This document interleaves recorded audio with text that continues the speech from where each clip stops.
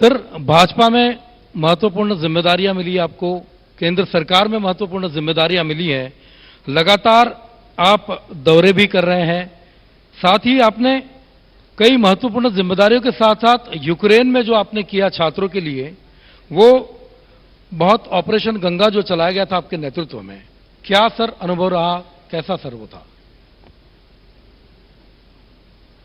देखिए, शायद देश के आज़ादी के अमृत महोत्सव हम लोग मना रहे हैं, लेकिन शायद ये 75 वर्षों में कभी ऐसी क्राइसिस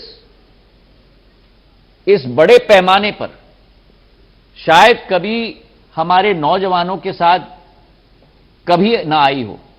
22,000 हमारे बच्चे, युवाओं और युवती दोनों, यूक्रेन में अटके हुए थे।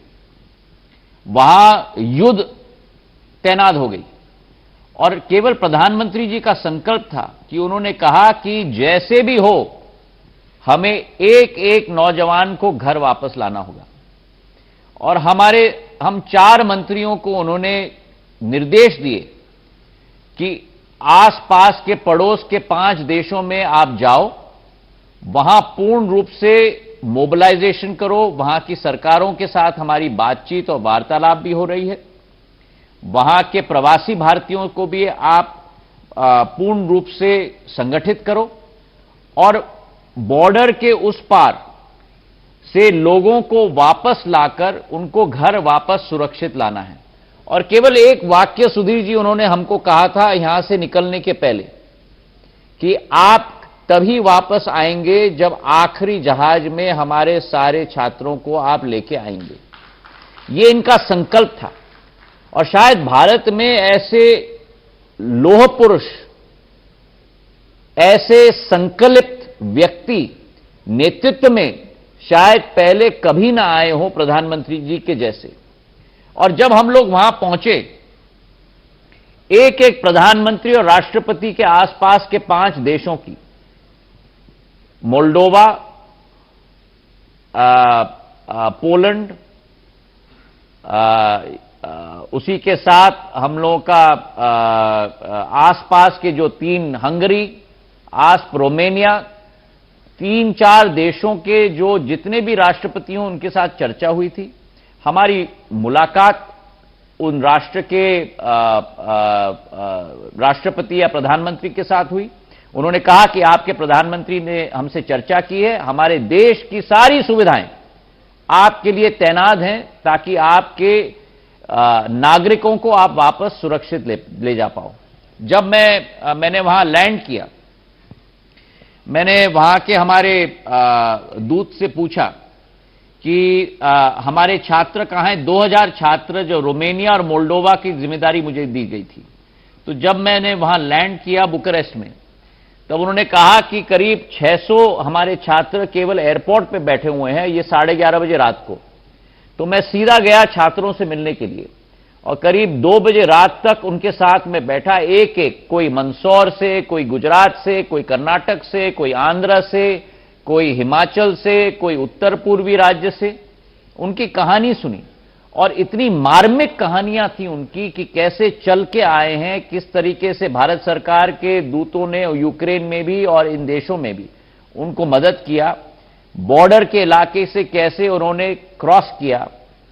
और उसके साथ फिर मैं सीधा एम्बेसी में गया और वहां अगले दिन की योजना हमने बनवाई कि कैसे हम लोग प्रवासी भारतीयों को इसमें हम लोग उनका सहयोग लें। और उसके आधार पर 8000 हमारे बच्चों को हमने वापस रोमेनिया और मोल्डोवा से लाया और कुल मिलाकर यूक्रेन से 22,000 बच्चों को हम लोगों ने 90 फ्लाइट्स में, पहली बार देश ने 90 फ्लाइट भारत से उड़ाए हैं, उन एयरपोर्टों में लैंड करवाया है। और 90 सॉर्टीज के साथ हम लोग अपने बच्चों को सुरक्षित, मुफ्त में, निःशुल्क उन बच्चों को हम भारत वापस लाने में सफल हुए। सर, बहुत बड़ी बात, बहुत जरूरी चीजें आपने बताई। किस तरीके से ऑपरेशन गंगा चलाया गया, छात्रों को लाया गया, राजनीति की बात की। ग्वालियर चंबल इलाके की हम बात करें, वहां पर बहुत अच्छे तरीके से राजनीति जो करवट बदलती है, कहा जाता है कि मध्य प्रदेश की राजनीति ग्वालियर चंबल से ही करवट लेती है, बहुत तगड़ी राजनीति वहां पर होती है। एक संक्षिप्त में समझना चाहूंगा सर, बहुत छोटे से इसमें, कि सर 2023 क्या रहेगा? संक्षिप्त में आपको मैं बता दूं, पहले तो मैं कहूं कि ग्वालियर चंबल में आपने कहा राजनीति बहुत होती है, ऐसे कई शख्स हैं मेरे पूर्व दल में जो बड़ी तगड़ी राजनीति करने के माहिर हैं, लेकिन मैंने कभी न राजनीति अपनी जिंदगी में की है, ना मैं राजनीति करने का इच्छुक हूं। मैं अपने आप को एक जनसेवक समझता हूं और जनसेवा ही मेरा लक्ष्य है, जनसेवा ही मेरा संकल्प है और राजनीति केवल एक माध्यम है उस लक्ष्य की पूर्ति करने के लिए।